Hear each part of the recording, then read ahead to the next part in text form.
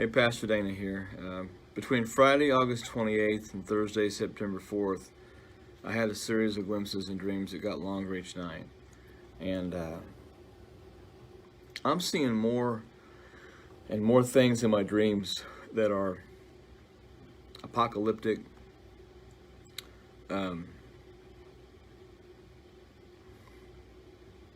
frightening.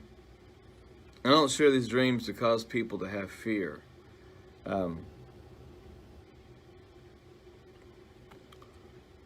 But I saw the calendar of December, and I saw a finger underlined slowly and like it was pushing, slowly and forcefully,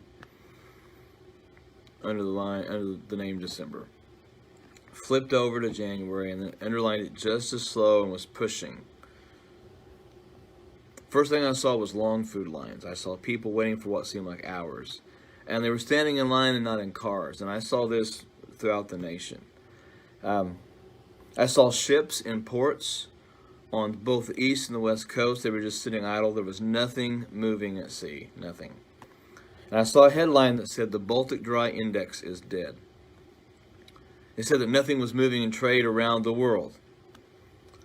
And one thing I noted, there were no Christmas lights. This was December. There were no holiday displays. There were no sales mentioned. No Christmas lights, no Christmas displays, no Santa Claus, no Easter, no Christmas type things going on at all. It was a great sadness over the land. And people seemed very dazed and they seemed very confused. But there were Christians who stood out because they had faith, they had hope in Christ. And they looked like burning charcoal. And they were carrying torches wherever they went. And a lot of people rejected their approach, but they kept their faith. They didn't back down from telling people about Jesus. And they kept telling people that they desperately need Jesus at that moment. It was, you need Jesus now. You need Jesus now. You need Jesus now. Don't wait. You don't have tomorrow. You need Jesus now. And a lot of it was rejected, but there were some that were coming and surrendering and praying and being saved in the dream. I saw what looked like shopping malls that had been converted into shelters or living quarters. So it reminded me of Hurricane Katrina when it came through, and the football stadium. The businesses in those malls were shuttered, but I saw people on cots, and I saw food outreach things going on. I saw people who were misplaced. This was not like a homeless shelter. This was like something had happened and people were in shelters. I continued to see shuttered properties. I saw people in homes who were wearing coats, while the windows they were looking at closed curtains, and that's been a consistent thing in the dreams. People inside their homes looking out what's going on. And when people were looking out the curtains came back far enough that I could see more of the snow-like stuff that was on the road. It was dingy, it was dark, it was gray. It wasn't white, pure snow like after a first fresh snowfall. I saw headlines that said, "Nationwide outages plagued the Southwest." Another headline that said, "Americans don't know who to blame for darkness." And some of the darkness in the areas, it stretched into Canada. It was north. It wasn't everywhere. But I saw America as lights flickering.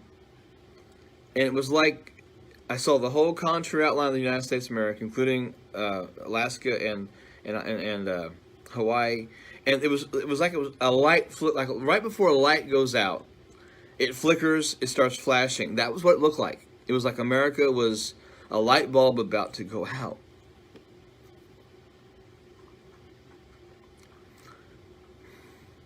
I saw vultures. Food hanging out of their mouth. These vultures were heavy. A word I don't like to use is the word fat, but these vultures were fat. And they had rotting food hanging out of their mouths. I saw depression as a figure, as a creature. And it had a face mask on with a smile, but it was choking people and pushing them down to the ground. And then I saw the St. Louis Arch, and I saw people standing under the St. Louis Arch in very, very expensive business suits.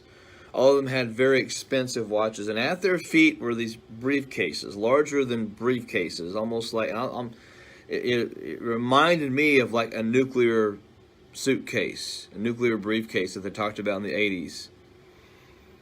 And suddenly all of their alarms went off at the same time, and they hit them, and they grabbed the briefcase, and they got into these black SUVs. And of course, the Mississippi River goes right through there. It divides the country. And I saw them get in the black SUVs, and they went east, and they were going all over the place. Each of them had a Wall Street Journal newspaper under the arms, and they had heavily tinted sunglasses. And the next headlines that I read were about market crashes, about yields being lost. And one of the headlines declared sympathy for the swastika. I saw tired crowds. I saw tired people. I saw many who had lost the resolve to fight due to the emotional overcast of the nation. And I heard Christians, that group of Christians that was going around with hope, I heard them saying that they remember what Jesus had said about the winter and having to flee in winter. But they kept encouraging one another in the faith. I saw lights all over the country.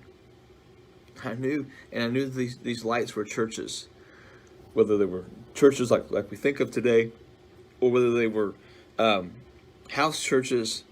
And I felt in my spirit, did not hear this, but felt as I was watching this, that these churches were keeping warmth and hope in their communities. That white figure rose up out of one of those lights. And he said, brace yourself, brace yourself on the word and my promises, and do not rely on your own strength. Every one of the dreams have had a little bit different caliber to them. This one left me more unsettled. I see them in glimpses. It's like a movie trailer. See a little bit one night, a little bit more the next night. More details are added. But the scenes of people in the shelters, the food lines, the Baltic Dry Index being dead really, really, really stood out to me. And those things were heavy in my mind. And look, I'm not going to try to interpret these dreams. I feel that as a watchman, I'm just supposed to share them. I think some of what's gonna happen is obvious. I'm continuing to see more and more of the things that I have seen in dreams are happening and coming to pass. I'm not trying to justify what I'm saying or my dreams. I just believe the Lord showing me things to warn the church. And look, if you're not prepared, if you don't have some of the food and things like that, you might be in trouble with that. The first video I talked about, this was my own personal opinion. I talked about getting guns and ammunition. That wasn't to go all Rambo-like on people. It was to be able to shoot animals or for food. And now, if you try to find a gun today, you're gonna have a hard time getting a gun, unless you have friends or family you can buy something from. Ammunition is hard to find. Some of the companies that sell storable food, they are now 5 to 8 weeks until you can get it. And there's some companies that have stopped selling these things. And folks, you don't have to be a dreamer or a genius or have insider trading understanding to realize that we're in trouble. And God's been trying to wake the church up to get things ready and to listen. The health and wealth gospel is about to meet a reality in our country. And all those prophets that are saying, oh, it's nothing but good, nothing but good, nothing but good, you're going to stand before God one of these days, those folks are.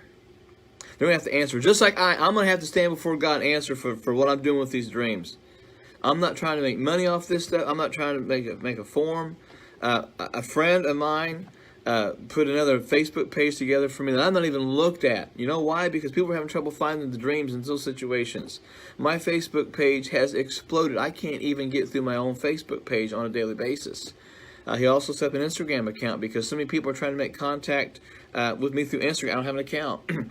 And we're trying to get the messages out, and that's the reason for this. It's not about me getting a big head, because I still pastor my church. I still live in the same house. I still drive the same car. I'm not making major changes because of all this stuff with the dreams, but I am trying to warn the church. Things are coming.